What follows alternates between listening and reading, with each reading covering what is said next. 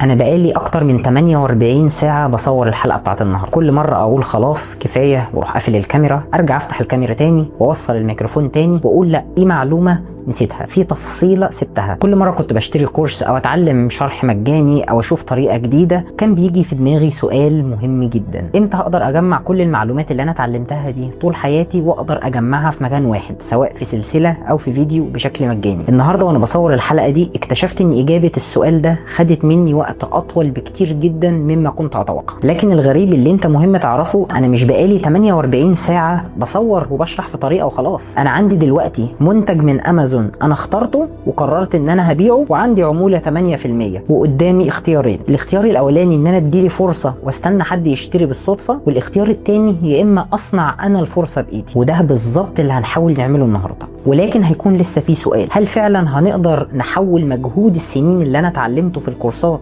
ومجهود الحلقه في ال 48 ساعه اللي احنا صورناهم لاول عموله انت هتقدر توصل لها عن طريق امازون؟ الموضوع ده انا هعرف اجابته منكم في التعليقات. ولا نكتشف في الاخر ان الموضوع على الورق اسهل بكتير من على الواقع؟ معلش سامحني لو انا بطول عليك في المقدمه، ولكن عندي كلمتين بالظبط لازم اقولهم لك قبل ما نبدا. اللي ما يعرفنيش، انا خالد صابر، ودي قناتكم سيبوني اتعلم. احنا بدانا سلسله متكامله بنشرح فيها عن ازاي تقدر تشتغل على امازون من برنامج التسويق بالعموله، وازاي تقدر تبيع على امازون كبائع. بقالنا اكتر من 4 حلقات بادئين السلسله دي. بالنسبه لي انا، بالنسبه لخالد صابر، السلسله دي مش مجرد كام فيديو انا بنزلهم عن امازون وخلاص. انا حرفيا بلتزم بالوعد اللي انا وعدتكم بيه من حوالي 11 شهر لما نزلته منشور على القناه وقلت لكم فيه انا قررت امسح كل المحتوى على القناه وانزل لكم محتوى يفيدكم فعلا، محتوى خالد صابر اتعود دايما على اتقانه واتعود دايما على اني اقدمه لكم بكل المعلومات وبكل شفافيه. فالسلسله دي بالنسبه لي انا بجمع فيها كل الخبرات اللي انا اتعلمت فيها طول حياتي وبديها لك على طبق من فضه. انت ممكن تكون اول مره تشوفني او ممكن تكون شفتني قبل كده ودخلت على الفيديو ده لكن مش متابع السلسله، لكن حابب اقول لك ان احنا بقالنا اكتر من 4 حلقات بنقدم كل حلقه مبنيه على الحلقه اللي قبلها. بنقدم سلسله متكامله بنشرح فيها كل حاجه تقدر تشتغل فيها بجد عن طريق امازون، المنصه الاكبر في مصر وفي الشرق الاوسط وفي العالم في البيع اونلاين. انا عارف ان المعلومات اللي انا بقولها النهارده دي ليها ثمن، وممكن واحد تاني في وقت تاني في منطقه تانيه في شكل تاني يبيعها ويقدمها في كورس مدفوع. لكن انا مش عايز حاجه، انا مش محتاج منك اي حاجه، ولا محتاج منك تشتري كورس ولا تسجل في رابط ولا تسجل عن طريقي، ولا محتاج منك اي حاجه. انا قدمت لك حلقه النهارده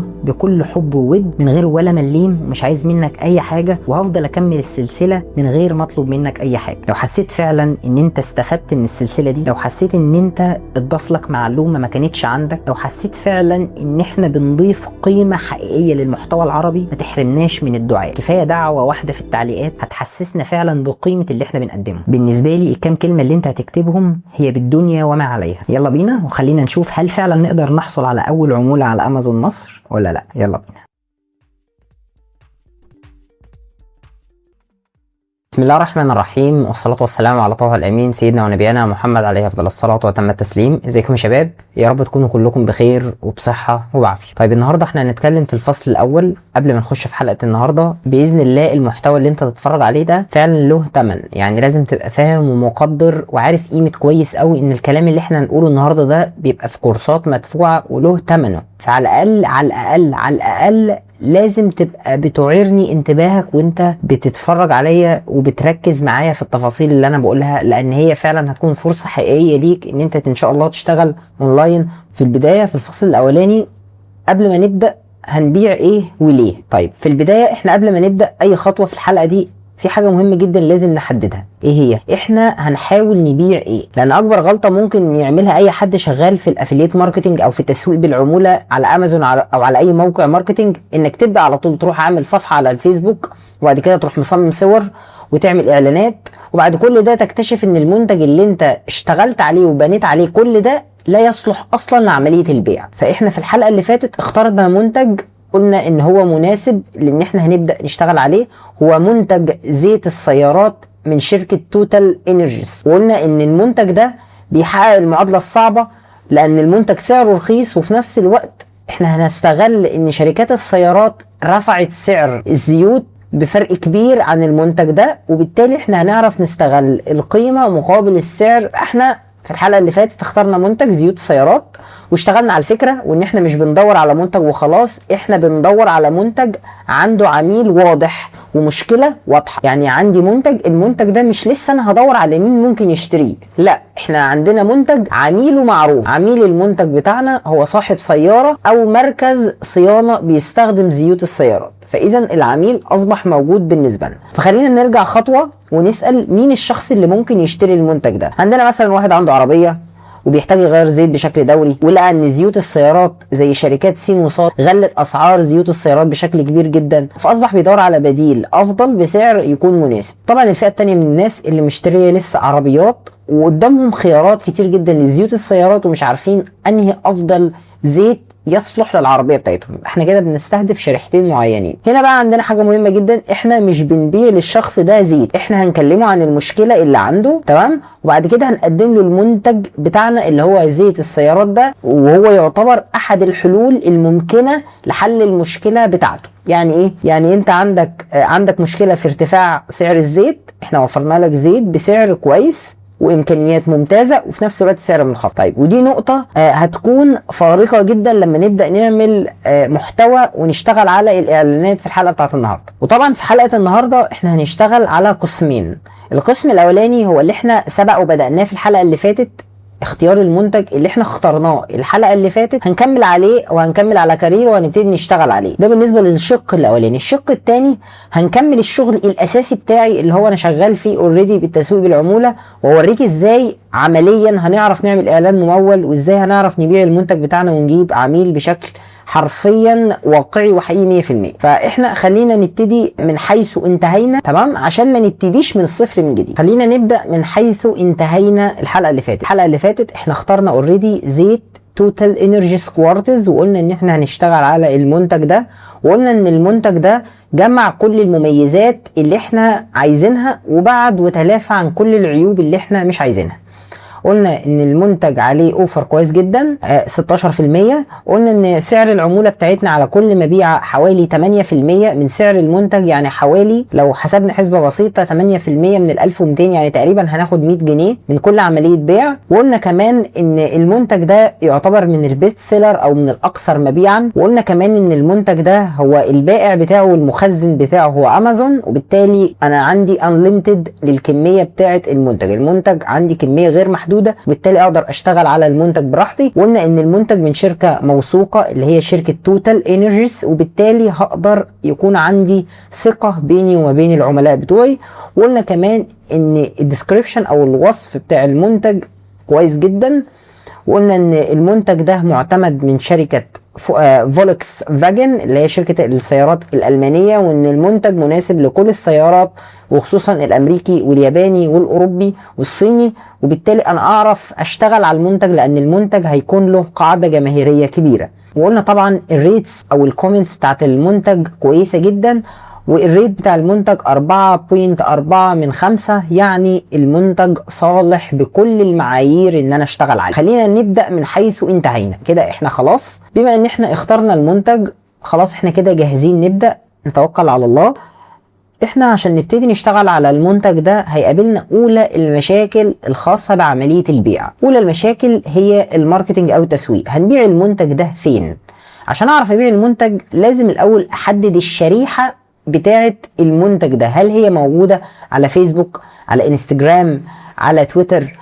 الشريحة الأكبر لملاك السيارات في مصر معظمها موجودة على الفيسبوك، فإذا هنبتدي نبيع على الفيسبوك. فالفيسبوك اتكلمنا في الحلقة اللي فاتت عن طريقة البيع بشكل عبقري بطريقة مجانية بالكامل. خلينا بقى النهاردة نتكلم عن ازاي نعرف ندفع مصاريف بسيطة جدا بحيث ان احنا نقدر نبيع المنتج بتاعنا. طيب في البداية لازم يبقى عندي صفحة على فيسبوك، اعمل صفحة على فيسبوك عشان ابتدي انشر فيها اعلانات. مباشرة هنروح نتوجه لفيسبوك، هنبتدي نضغط على قائمة الفيسبوك بالشكل ده، وبعد كده هنضغط على كلمة صفحة عشان نعمل صفحة جديدة للمنتج بتاعنا. طيب في البداية قبل ما نبتدي نسمي الصفحة ونبتدي نشتغل عليها، خلينا نوضح شوية نقاط أساسية. هل أنا هعمل الصفحة دي على منتج معين، ولا هعمل الصفحة دي على نيتش معين، ولا هعملها على كل حاجة؟ أنا اخترت إن أنا أشتغل على نيتش. نيتش هو قلنا التخصص، واتكلمنا في الموضوع ده تفصيلا في الحلقة اللي هسيبها لك في الأي اللي فوق، إزاي تقدر تختار نيتش خاص بيك.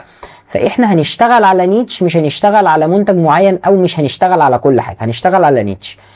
بما ان احنا شغالين على زيوت السيارات، فاذا هختار اسم صفحه له علاقه بزيوت السيارات.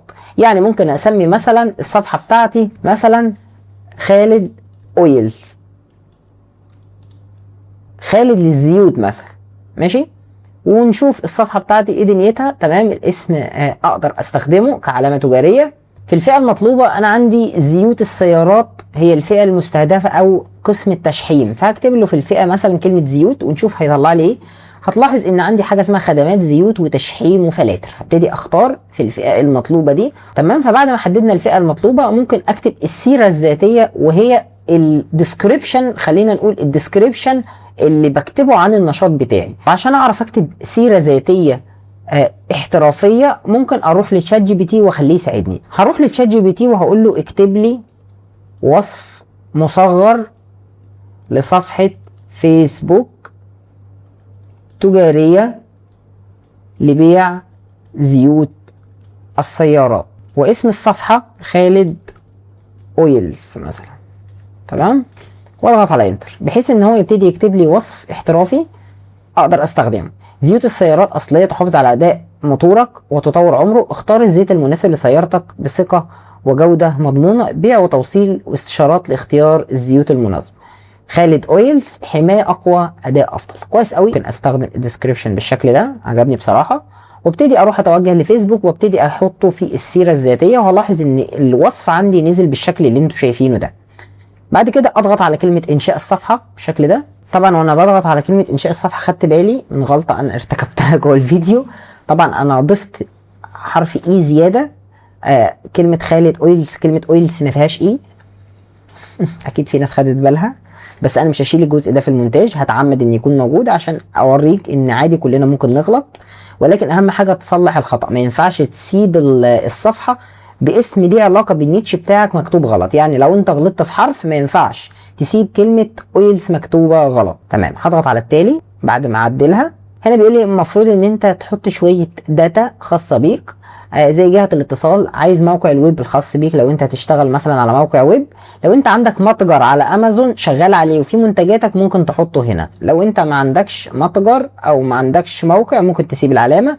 ممكن تحط رقم تليفونك هنا، تحط البريد الالكتروني بتاعك بحيث ان هي بتبقى عباره عن جهه التواصل، بحيث ان لو في سبونسر او حاجه يتواصل معاك. البلده او العنوان ممكن تحط العنوان بتاعك، المدينه. ممكن تختار في ساعات العمل مفتوح دائما بحيث ان الشخص يبقى شايف ان في امكانيه التواصل دائما. وبعد كده تضغط على التالي. طبعا انت يفضل ما تحطش عنوانك، مش هتفرق، لكن اهم حاجه بالنسبه لك ان انت هتحط رقم التليفون بحيث ان انت يبقى عندك امكانيه التواصل كمان لو جالك اوردرز على واتساب. تمام، دلوقتي انا في قسم اللوجو والغلاف الشخصي. اعمل الكلام ده ازاي؟ خلاص يعني احنا في زمن الاي اي، الذكاء الاصطناعي. هخش على جيميناي، وبعد كده من جيميناي هضغط على البلاس ده وهقول له انشاء صوره. بيقول لي حط لي وصف الصوره وهيستخدم النانو بانانا، وابتدي احدد له من الصوره. وبعد كده من الفلاش هختار فلاش 3.6، وبعد كده هقول له التالي. هقول له صمم لي لوجو لصفحه فيسبوك تتخصص في مجال زيوت السيارات، واسم الصفحة خالد اويلز مثلا. طيب دلوقتي انا صممت اللوجو وصممت الغلاف. لو ما عجبونيش ممكن اعمل ايه؟ هرجع تاني اقول له صمم لوجو بمقاسات 170 في 170 بكسل واجعل الخلفية بيضاء، واضغط على انتر. كتبت واعجل مش يجعل، بس هو قرا طبعا. تمام، اللوجو ده افضل بكتير. هبتدي احفظه بالشكل ده. اصمم صورة غلاف. صورة الغلاف هي دي مقاساتها 820 بكسل في 312 بكسل. كده ارجع هنا اقول له صمم صورة غلاف بمقاسات، واضغط على انتر وخلينا ننتظر. كويس جدا. تمام كده احنا لما حددنا له المقاسات الصور طلعت احترافيه. انا قصدت ان اخلي النتيجه غير مرضيه عشان اوريك التعديل او الابديت اللي انا عملته. تمام كده اصبح معايا الصوره ومعايا الغلاف. خلينا نحفظ الاثنين بالشكل ده. نحذف دي وخلينا كمان نحفظ دي. تمام، تعالى بقى نروح نرفعهم على صفحه الفيسبوك. تمام زي ما انت ما شايف الصورة احترافية بشكل كبير. وبعد كده هتضغط على الغلاف عشان نحدده. تمام زي ما انت ما شايف النتيجة احترافية، ده الشكل من على الكمبيوتر وده الشكل من على التليفون، نتيجة كويسة جدا وده اللي احنا كنا عايزينه. بعد كده هضغط على التالي.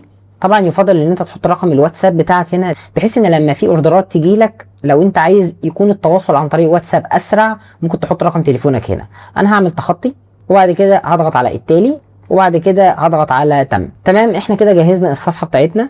دلوقتي انا عشان اعرف اظبط الصفحة خلينا نخش في التفاصيل التانية. تمام يا شباب، احنا كده خلصنا الفصل الاولاني من الحلقة والفصل التاني من الحلقة. دلوقتي احنا في الفصل التالت. الفصل التالت بعنوان تجهيز الصفحة قبل البيع.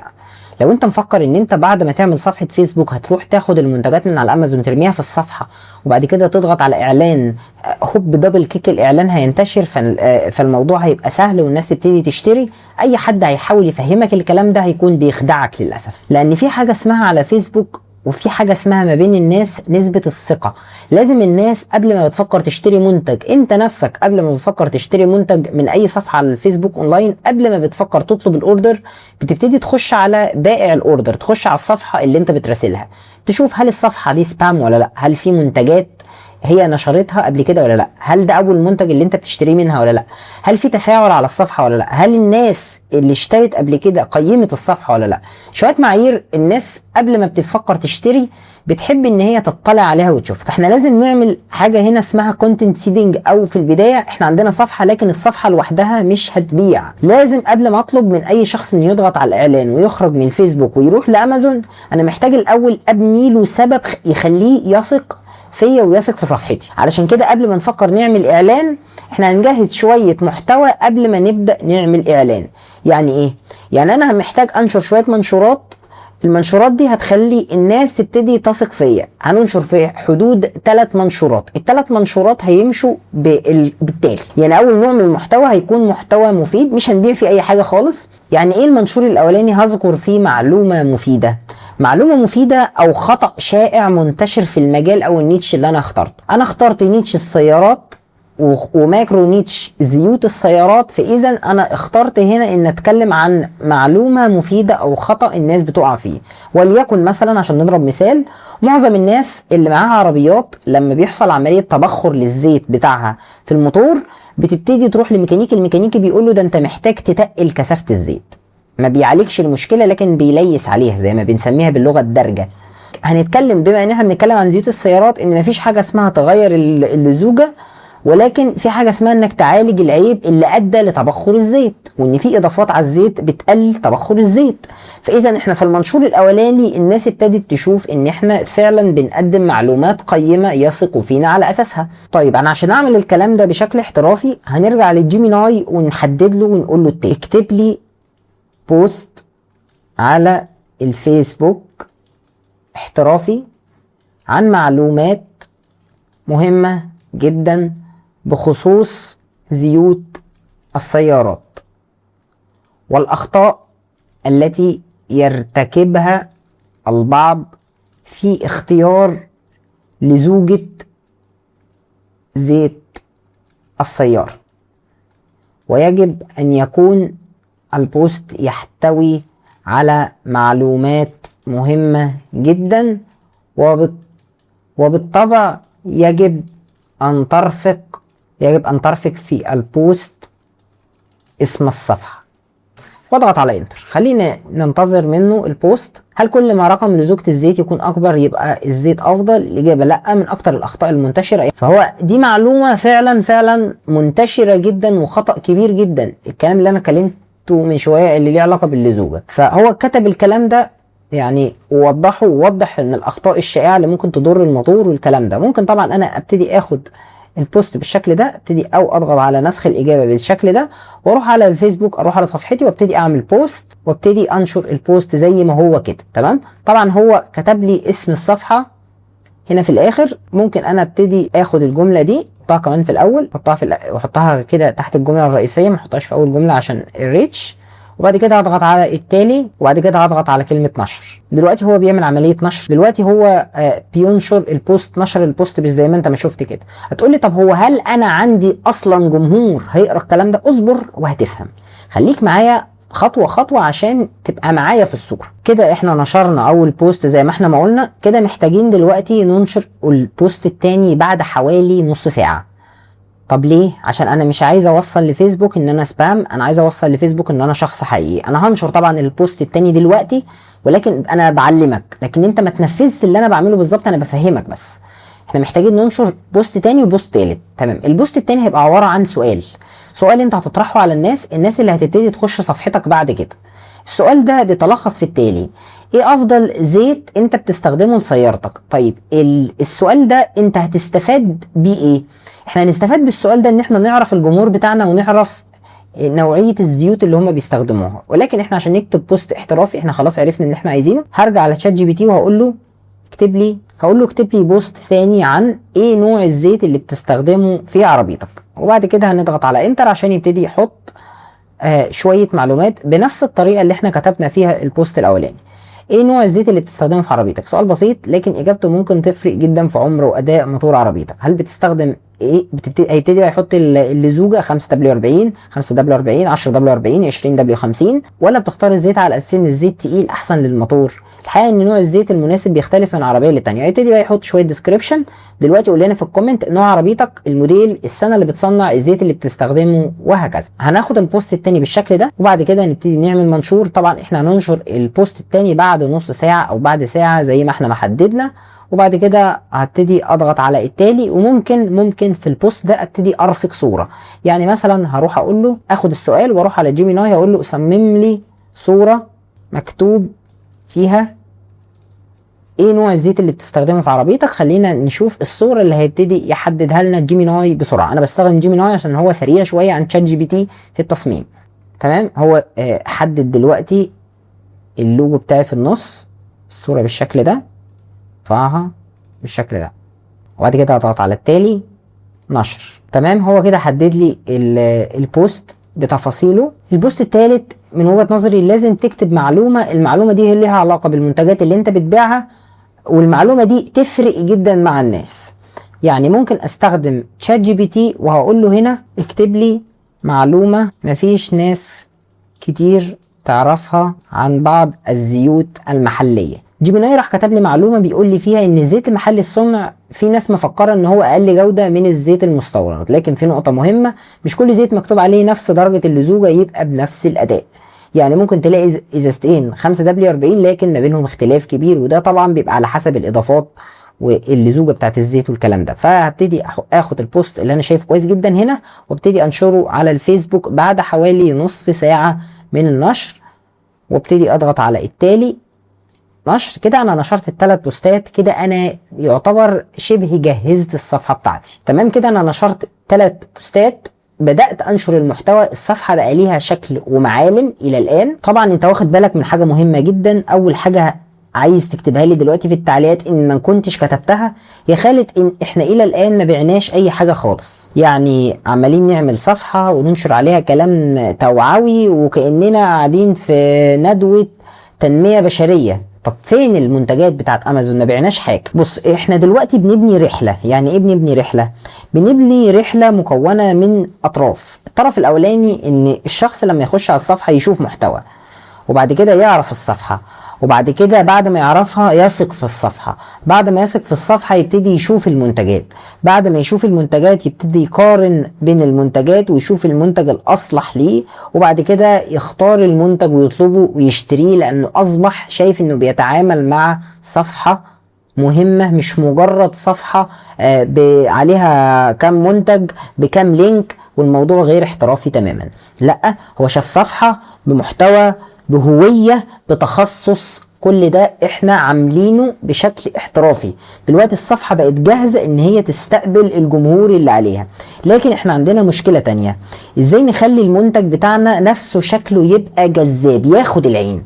يعني مجرد ما يخش على الصفحة او مجرد ما يشوف الاعلان اللي احنا هننشره يبقى الاعلان ده محطوط وسط كده عشرات او مئات المنتجات، مجرد ما هو ما يشوف المنتج بتاعنا يلقطه ويشتريه، حتى لو في منافس لينا بيستخدم نفس المنتج، عشان احنا بنستخدم منتج مشهور. هنا احنا هنستخدم ادوات الذكاء الاصطناعي في تهيئة المنتجات اللي احنا اخترناها من على امازون، ونظبطها عن طريق الاي اي او عن طريق الذكاء الاصطناعي. ده اللي احنا نتعلمه ان شاء الله في الفصل الرابع. كده احنا جاهزين للفصل الرابع، والفصل ده يعتبر من اهم الفصول اللي احنا هنطرحها في حلقة النهاردة، وهو التغذية البصرية. لازم لما نعرض المنتج بتاعنا اللي احنا اخترناه من على امازون، لازم يكون المنتج مغذى بصريا بشكل كويس جدا.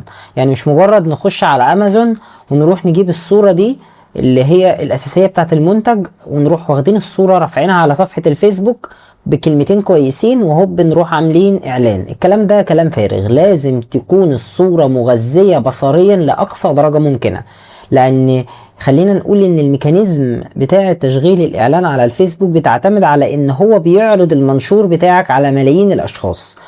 فكرة ان الشخص يضغط على المنتج ويبتدي يشتريه، هو مش بيوفر لك الكلام ده، لكن اخره قوي يوفر لك ميزة ان يوصل المنشور بتاعك للي عايز يدور فعلا على حاجة لها علاقة بالزيوت. يعني واحد بيدور على موضوع له علاقة بالزيوت يعرض عليه المنتج بتاعك، فانت بمنشورك اللي هتجبره يشتري او ما يشتريش. فلازم تغذي البوست بتاعك تغذية بصرية بشكل كبير جدا. طب نعمل الكلام ده ازاي؟ هنروح على المنتج اللي احنا اوريدي اخترناه خلاص، ونبتدي نحفظ الصورة بتاعتنا بالشكل ده، وبعد كده نبتدي نحط الصورة بتاعتنا هنا، وبعد كده نطلع مباشرة على جيميناي ونبتدي نضغط على المكان ده، وكالعادة انشاء صورة، وهنقول له التالي: صمم لي صورة بوست دعائي لهذا المنتج. مميزات المنتج: ويجب أن تكون الصورة قوية بصريا بشكل كبير. هستخدم الصورة في إعلان ممول على فيسبوك. وبعد كده هنزل تحت وابتدي أكتب له مميزات المنتج اللي أنا اخترته. طب أنا هنجم يعني هجيبها منين المميزات؟ لما نروح على المنتج بتاعنا هنلاحظ إن عندي حاجة اسمها عن هذه السلعة، وهي المميزات الخاصة بالسلعة بتاعتي، وهي التالي: إن ده الزيت، ودي إمكانياته، وده الوصف بتاعه. هبتدي آخد الكلام ده اللي هو افضل خيار زيت، محرك نصف تخليقي، حمايه فائقه، وهكذا. ناخد الكلام ده كده وابتدي اضيفه هنا بالشكل ده، وبعد كده هروح للمنتج بتاعي تاني والاحظ ان عندي ديسكريبشن او وصف كامل عن المنتج. ممكن اخده بالشكل ده كده، ابتدي انسخه. بعد كده هرجع تاني للجيميناي وهقول له: ساعطيك ايضا وصف قوي للمنتج يمكن ان تختصره بشكل كبير وتستشف منه العبارات التي تحتاجها في التصميم. سأرسل لك الآن صورة المنتج الذي سنعمل عليه. وبعد كده اروح اعمل كده، وبعد كده اضيف صورة وابتدي اختار صورة الزيت بتاعتي اللي انا هضيفها. وطبعا انا قلت له هنا: ساعطيك ايضا وصف قوي للمنتج يمكن ان تختصره بشكل كبير وتستشف منه العبارات التي تحتاجها في التصميم. وهبتدي اضيف له ديسكريبشن او الوصف بتاع الزيت ده، ابتدي اضيفه له هنا. وبعد كده هضغط على انتر عشان يبتدي يصمم لي الصورة اللي انا هستخدمها في الاعلان الممول بتاعي. اظن احنا كده فهمنا احنا صممنا الصورة بشكل عامل ازاي، وادينا الديسكريبشن المهم الجيميناي بشكل عامل ازاي. هنتظر. تمام، هو كده خلص لي التصميم اللي انا محتاجه بالظبط. انا قبل بس ما اوصل للنتيجه النهائيه دي، انا مريت على كذا مرحله لازم اوريهم لك. انا في البدايه قلت له صمم لي صوره لبوست دعائي، وبعد كده حطيت له صوره المنتج، الكلام اللي احنا كتبناه. طبعا هو طلع لي ان نتيجه غير مرضيه تماما. جيميناي زي ما انت ما شايف كده عمل لي بوست، يعني ممكن يكون ما فهمنيش بشكل كويس، فانا قلت له لا وكمان حط لي السعر، فده طبعا مش سعر المنتج، وحتى انا لو عايزه يضيف لي سعر المنتج انا مش هخليه يضيفه لي في البوست. فانا قلت له: قم بازاله السعر وازاله البوست، انا اريد صوره وانا ساقوم بعمل المنشور على الفيسبوك بهذه الطريقه. طبعا ابتدى يحط لي المنشور، ولكن طبعا لما قريت المميزات لقيت فيهم ميزه مهمه جدا مش موجوده، ان المنتج مش كاتب ان هو يشتغل لكل العربيات. فانا قلت له: قم باضافه ان الزيت يصلح للمحركات الصينيه واليابانيه والاوروبي، وسعره يتفوق على جميع المنافسين. انا لما كتبت له الكلام ده اضاف فعلا الكلام ده: يصلح للمحركات الصينية واليابانية والأوروبية، وسعر يتفوق على جميع المنافسين. أصبحت دي الصورة النهائية اللي أنا أقدر أشتغل عليها. فأنا كل اللي هعمله هبتدي أنزل الصورة بالشكل ده بحيث إن أنا أحفظها على الكمبيوتر، وكده أنا جهزت الصورة اللي أنا هشتغل عليها كإعلان. طيب احنا عشان نبتدي نشرح النقطة بتاع الاعلانات دي بطريقة مستفيضة محتاجين الاول نفهم ايه الفرق ما بين ان احنا ناخد بوست زي ده ننشره على النت ونبتدي نعمله اعلان ممول، وما بين ان احنا ننشر بوست فيه كرياتيفيتي اعلى. تعال نعمل مقارنة بسيطة. في البداية انا لو نشرت البوست بالشكل اللي انت شايفه ده هيبقى بوست قياسي كويس جدا، ولكن مش هيبقى في اي فرق ما بيني انا وصفحه توتال. يعني توتال غالبا عامله نفس الكلام. انا لو دخلت دلوقتي على صفحه توتال هلاقي تصميم اساسا مقارب جدا لده، عباره عن منتج ومميزاته واسمه واللي بيوفره عدد الكيلوهات اللي بيحرقها بس. فالبوست ده مش معمول لنوعيه الناس اللي تشتري، مفيش فيه كرياتيفيتي. انا هستخدمه على فكره كاعلان ممول، ولكن محتاج حاجه تانية كمان. يعني محتاج ان انا اعمل الاعلان على مرتين، مره اجربه بالشكل ده ومره اجربه بالشكل ده، اقسم البادجت بتاعي ما بين الاتنين اعلان دول بحيث ان اشوف انهي فيهم هيجيب انجيجمنت اكتر، تفاعل اكتر، مين فيهم هيبيع اكتر، وبالتالي هستمر على الاعلان ده. طيب خلينا نخش على طول من غير ما نكمل، يعني من غير ما نكتر في الكلام. محتاجين يعني نوضح للناس ان المنتج ده بيحل مشكله. هروح للجيميناي واقول له صمم لي صوره لهذا المنتج جديده، وتكون هذه الصوره عباره عن حل للمشاكل التي يحلها هذا المنتج، مثل ان الزيت سعره منخفض ومستورد، وايضا الزيت يتفوق على جميع المنافسين، وايضا الزيت يحل مشكلة التبخير بسبب الاضافات الموجودة في الزيت. ابتدي اشوف شوية تعليقات ليها علاقة بالزيت وابتدي استخدمها. خلينا نضغط على انتر عشان نشوف الصورة الجديدة اللي هو هيصممها لي.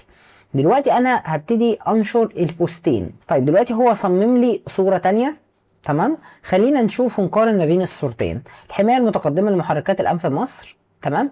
ابتدى قال لك ان هو يتفوق على جميع المنافسين وجودة وموثوق وسعر اقتصادي وكمان مستورد، افضل قيمة مقابل مال لزيت اوروبي واصلي. طيب بص الفرق ما بين الصورة دي ماشي والصورة دي. الصورتين كويسين، ولكن الصورة دي نوعا ما فيها نوعا ما حلول لبعض المشاكل اللي بتقابل معظم الناس. فانا ممكن استخدم الصورتين دول كاعلان ممول، الصورة دي والصورة دي، واشوف منهم انهي صورة ممكن تحقق نجاح بشكل افضل. طيب خلينا الاول ناخد، حملنا احنا الصورة دي، تعال نحمل كمان الصورة دي، وبعد كده هقول له اكتب لي وصف يمكن ان استخدمه اعلى الصورة، كابشن استخدمه لعمل الاعلان الممول للصورتين. تمام. ابتدى كتب لي وصف كويس جدا، بيقول لي زهقت من نقص الزيت كل شويه ودماغك لفت من اسعار الزيوت اللي بتزيد وما تضمنش جودتها، الحل وصل مصر، زيت توتال انرجيز مش مجرد زيت، ده حمايه متقدمه. ابتدى يكتب لك وصف احترافي، هو كده فهم الطريقه، وهو بيقول لك ممكن تحط الرابط بتاعك او رابط الشراء بتاعك هنا. انا مش هعمل كده، فانا هاخد الوصف من اول هنا لحد هنا ماشي، وبعد كده هبتدي اعمل كوبي، وخلينا ننزل الصورتين بتوعي بالشكل ده، صورة هنا والصورة التانية بالشكل ده، وبعد كده اروح على الصفحة بتاعتي اللي احنا شغالين عليها وابتدي اضغط على كلمة صورة وابتدي انشر صورة منهم. الصورة الاولانية، اختار الصورة اللي احنا صممناها لسه، الصورة المتقدمة دي اللي احنا هنشتغل عليها. زهقت من نقص الزيت كل شوية. بص كده اصبح البوست شكله احترافي بالكامل. بص احنا كده جمعنا ما بين الوصف القوي ما بين الصورة الاحترافية للمنتج بتاعنا، وبعد كده هضغط على كلمة التالي، وبعد كده اضغط على كلمة نشر. كده البوست ده جاهز للاعلان الممول بتاعي. يعني البوست ده كده جاهز بطريقة كبيرة جدا. طيب كده احنا خلصنا اول بوست. ممكن ننشر البوست التاني برضو. في البوست التاني هو عمل لك خيار تاني اللي هو المعادلة الصعبة اتحلت في مصر، جودة اوروبية مستوردة بسعر اقتصادي حقيقي. ده ممكن البوست التاني ده ممكن استخدمه للصورة التانية. خلينا ناخد الكلام ده كده، تمام، وبعد كده نروح نتوجه هنا، وبعد كده نجيب البوست بتاعنا بالشكل ده، تمام. زي ما انت ما شايف هو كده جاهز. التالي نشر. كده انا خلصت البوستين اللي جاهزين للاعلانات بتاعتي، البوست ده والبوست ده. كده انا فاضل لي البوست الاخير والنهائي، وهو يبقى عباره عن فيديو قصير جدا هعمله بالاي اي، بحيث ان استخدم الفيديو ده في الانتشار، لان الفيديوهات على الفيسبوك في الاعلانات المموله بتلاقي دعم كبير جدا من فيسبوك. فكالعاده هرجع لجيميناي واحذف كلمه الصور دي واضغط هنا وهقول له فيديو احترافي وكرييتيف جدا للمنتج. تمام، هو طلب مننا هنا ان احنا نرقي الاكونت بتاعنا على جيميناي. طبعا انت ممكن تروح على شات جي بي تي البديل بتاع جيميناي وتخليه يصمم لك الفيديو عادي جدا، وممكن بكره تجرب، لان هتلاحظ ان انت بيبقى معاك عدد محاولات معينه وهتلاحظ مباشره ان الفيديو بتاعك اتعمل. طيب بدل ما احنا نعمل فيديو ممكن نستخدم، عشان ما ناخرش بس الجزء بتاع الفيديو، نستخدم تصميم احنا لسه مصممينه بشات جي بي تي اهو. برضو بيتكلم على نفس المنتج وبيتكلم على الحمايات وان هو معتمد من فولكس فاجن ومناسب لعربيات ايه ومستورد، يعني خلينا نقول مقارنة بسيطة ما بين الزيت ده وكل انواع الزيوت والمميزات اللي بيوفرها الزيت. فخلينا نبتدي نحفظ الصورة بالشكل ده كده. انا معايا 3 بوستات صالحين للاعلانات الممولة. دلوقتي انا لو معايا بادجت 300 جنيه افضل شيء اعمله ايه؟ ان انا اقسم 100 للبوست ده و100 للبوست ده و100 للبوست ده. هلاحظ ان كل بوست منهم بيجيب نتيجة مختلفة عن التانية. يعني مثلا ده جاب مبيع، ده جاب مبيعتين، ده جاب 3 مبيعات. التلاتة انا صرفت عليهم 100 جنيه، كل واحد صرفت عليه 100 جنيه. ولكن لاحظت حاجة مهمة جدا، ان اكتر بوست هيجيب مبيعات هو ده اللي انا بعد كده خلينا نقول ان احنا هنضاعف البادجت فيه. فبدل ما نقسم البادجت ما بين ال3 بوستات هنحط ال 300 جنيه كلهم في البوست اللي جاب اكثر المبيعا. فهمت الفكرة اللي انا بكلمك عليها؟ فخلينا نشتغل دلوقتي في الاعلانات. خلاص احنا بقينا جاهزين والصفحة بتاعتنا بقت كاملة وبقى فيها نوعا ما محتوى، فاحنا هنقدر نشتغل دلوقتي بشكل احترافي. يلا بينا نخش في الفصل اللي بعد كده. دلوقتي احنا جينا لأهم جزء في الحلقة. قبل ما نخش في الجزء ده، لو انت وصلت للجزء ده وفعلا انت معايا من البداية لحد هنا، فانا بشكرك، لان انت بتتعلم علم حقيقي ينفعك، بتتعلم تشتغل وفعلا ان شاء الله يكون عندك مصدر دخل كويس ليك. فخلينا مقتنعين ان الجزء ده كل واحد بيديره بعقليته، يعني كل واحد بيبتدي يتعلم فيه بفلسفته. انا ممكن اتفرج على خالد النهارده واشوفه بيعمل ازاي اعلان ممول، فاروح اقلد خالد بالظبط.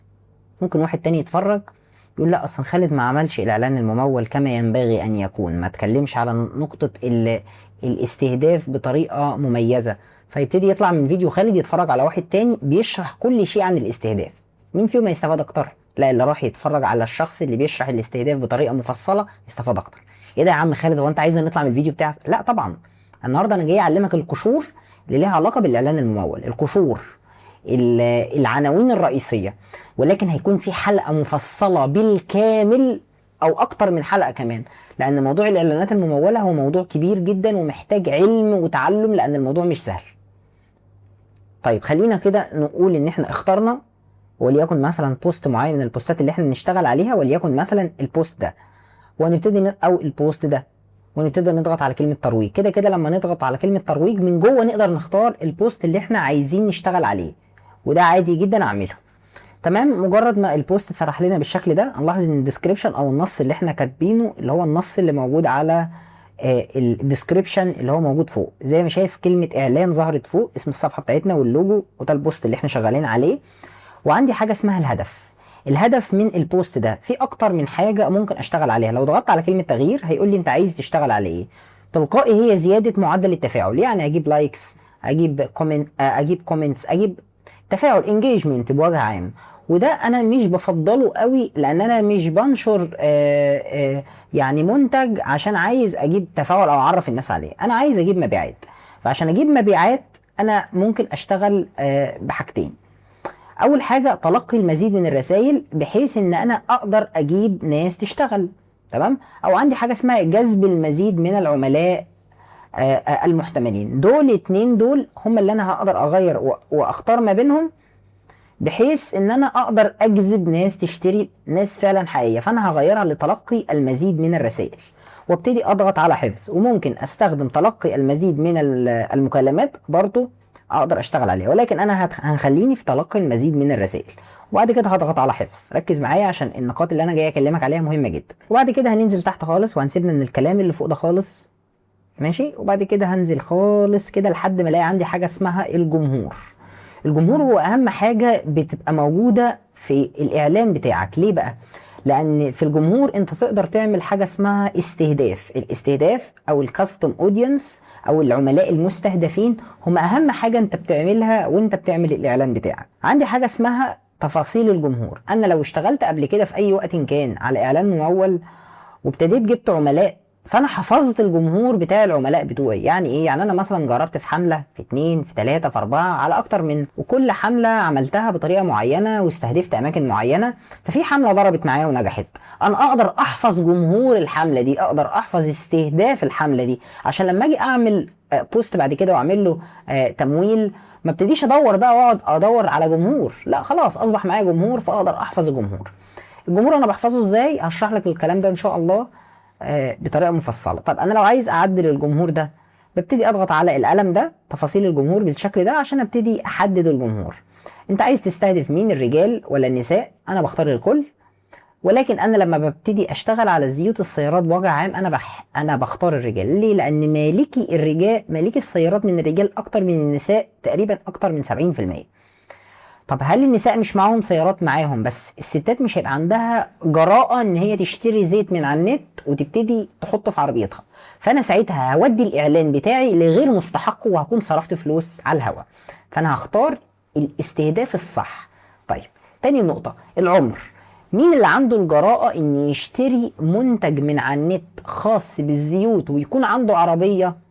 اكيد مش حد عنده 65 سنة، واكيد حد مش عنده 50 سنة، لكن حد ما بين ال 18 سنة لل 35 سنة. العمر ده احنا بنسميه عمر الايه؟ عمر الطيش شوية. فهو ما بين ال 18 لل 35 لاوائل ال 40 سنة كده، يعني الفترة دي نوعا ما لا ممكن واحد يشتري من الفترة دي. بس واحد عنده 18 سنة عنده عربية قليل قوي، يعني الناس قليل قوي. لكن واحد عنده 20 سنة او 21 سنة لواحد عنده 45 سنة، الفئة دي هي فئة الناس اللي ممكن يكون معاها عربية. ركز معايا عشان الكلام اللي انا بقوله ده محتاج منك فهم، ومحتاج منك ان انت تتعلم، مش مجرد كوبي بيست. انت بتفهم جمهورك. طيب بعد كده المواقع، انت بتختار انهي مواقع. لو انا كتبت ايجيبت بوجه عام، مصر بوجه عام، فانا هكون بخسر كل حاجة. ليه بقى؟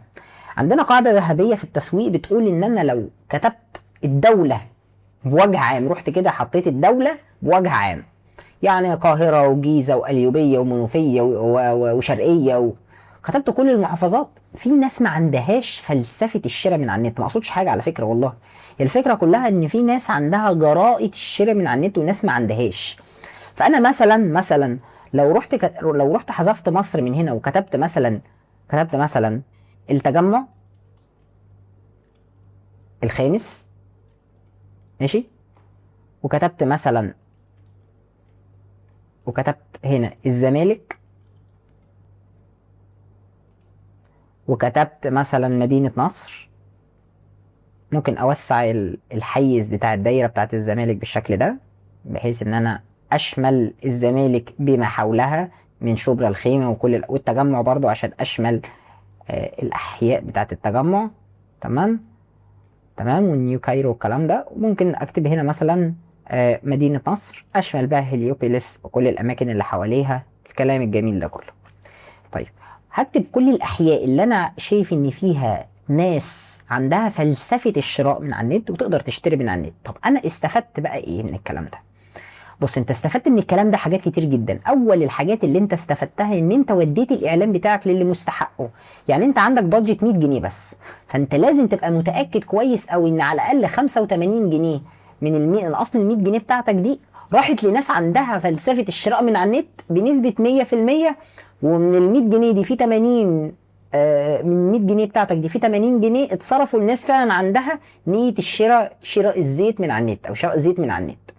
فانت هتحدد الاماكن اللي انت شايف ان فيها ناس عندها فلسفه الشراء من النت. مش عشان انت بتبيع زيت سيارات تروح كاتب لي الحرفيين، او تروح كاتب لي مثلا عزبة شلبي، او الاماكن اللي هي لها علاقه ببيع وشراء السيارات دي او قطع الغيار. لا، الموضوع مش كده، الموضوع لها علاقه مش بالتاجر، بفلسفه الشخص اللي عايش في المكان. ومن الاستهداف التفصيلي هنا هتضغط على كلمه الاهتمامات، وهتحدد الاهتمامات بتاعتك، ومن السلوكيات هتضغط على كلمة السلوك الشرائي، وهتضغط على كلمة المتسوقون المتفاعلون، الناس اللي عندها سلوكيات الشراء. بعد كده هتكتب له كلمة مثلا سيارات، ومن الاهتمامات هتختار كلمة سيارات ومركبات، ومن السلوكيات المتسوقون المتفاعلون. كده انت حددت الاتنين دول بطريقة واضحة، بحيث ان هو يبقى عارف ان انت عايز شخص ليه علاقة بالسيارات وفي نفس الوقت متسوق ومتفاعل. كده بعد كده هرجع هنا بالشكل ده، وبعد كده هضغط على كلمة حفظ الجمهور. كده انا حفظت الجمهور. كده انا ممكن استخدم الجمهور ده زي ما احنا فهمنا. فانا هعمل الاستهداف بتاعي مختلف ما بين البوست الاول والبوست الثاني والبوست الثالث. انا كده حفظت تفاصيل الجمهور في الاول وفي الثاني في الثالث. البوست اللي هينجح ما بينهم هبتدي اخد الجمهور بتاعه وهعممه بعد كده هشتغل عليه. تمام. بعد كده عندي الميزانيه، وركز معايا في النقطه دي عشان هي مهمه جدا. انا عندي حاجه اسمها تشغيل اعلان باستمرار، يعني طول ما الفيزا فيها فلوس طول ما هو بيسحب وطول ما هو شغال. طبعا الكلام ده ما ينفعش. اختار حاجه اسمها اختيار تاريخ الانتهاء، وهقول له الاعلان بتاعي انا عايزه يبقى شغال مثلا 5 ايام، وكل يوم انا هصرف وليكن مثلا 50 جنيه. يبقى انا كده عندي الميزانيه كام؟ يبقى عندي الميزانيه التقديريه 285 جنيه، لان انا بصرف في اليوم حوالي 50 جنيه و6 قروش في 5 ايام بالضريبه القيمه المضافه. يبقى عندي مثلا كاجمالي مبلغ 285. طب انا لو زودت مثلا الميزانيه بتاعتي وخليتها 70 جنيه هيصبح اجمالي المبلغ عندي 400 جنيه. طبعا متوسط مرات ظهور الاعلان هي دي. انا عندي مرات ظهور الاعلان بيظهر من 400 مره ل 1300 مره قدام الناس. في الوقت ده الاعلان بتاعي اللي هيظهر في الوقت ده انا عايز ال 1300 مره اللي الاعلان بتاعي يظهر فيهم، او ال 1000 مره كمتوسط ما بين ال 400 وال 1300. ال 1000 مره اللي هيظهر الاعلان بتاعي فيهم، ما بين ال 1000 شخص اللي ظهر لهم الاعلان دول في 300 شخص او 400 شخص، خلينا نقول ان في 400 شخص دخل اهتم ودخل سأل. ما بين ال 400 شخص دول في 200 شخص اشترى. طيب خلينا نعمل حسبه بسيطه كده. ما بين ال 200 شخص اللي اشتروا دول انا عندي العموله بتاعتي اللي هي اوريدي احنا قلنا 8%، يعني 100 جنيه من ثمن المنتج ده. يعني بحسبه بسيطه 200 شخص اشتروا في عموله 100 جنيه، يعني مكسب 20,000. ممكن تكون صرفت 400 جنيه ويكون ده مكسبك. يعني كل حاجة مبنية على أساس علمي، كل حاجة مبنية على تفاصيل دقيقة جدا. طبعا انت مش محتاج تتعلم مني ازاي تعرف تعمل اكونت على امازون افيليت، لان ده طبعا احنا شرحناه قبل كده في حلقات تانية هسيبها لك في الاي اللي فوق. شرحنا فيها طريقة التسجيل بطريقة مفيش فيها اي مشاكل. طبعا كده هيتبقى نقطة مهمة جدا احنا ما اتكلمناش عليها لسه. انا هشحن الاكونت بتاعي ازاي؟ طب عشان تعرف تشحن الاكونت بتاعك، عشان تعرف تعمل اعلانات، انا شرحت لك في الحلقة اللي قبل اللي فاتت ازاي تعرف تستخدم فيزا افتراضية او فيرتشوال كارد تقدر تحط فيه فلوس وتقدر تشحن الاكونت بتاعك على الفيسبوك او الميتا بتاعتك على الفيسبوك. وطبعا اقدر النهاردة اوضح لك ان في فيزا تانية اسمها ريدت باي كلنا عارفينها، تقدر تحط فيها فلوس وتشحن الاكونت بتاعك. ده كله هنتكلم فيه تفصيلا في حلقة هنتكلم فيها بالتفاصيل المملة ان شاء الله في الحلقات اللي جايه. بس كده يا رب يكون الفيديو مفيد ليك. ان شاء الله نستنونا في الحلقه الجايه اللي هنتكلم فيها على الاعلانات المموله بطريقه دقيقه جدا. هتكون محاضره ان شاء الله، اهم محاضره هنقدمها على القناه ليها علاقه بالاعلانات المموله. بس كده اشوفكم ان شاء الله الحلقه الجايه. كان معاكم خالد، دي كانت قناتكم سيبونا نتعلم. لو عجبك الفيديو ما تحرمناش من اللايك والشير والسبسكرايب. اشوفكم ان شاء الله الحلقه الجايه. كان معاكم خالد، مع السلامه.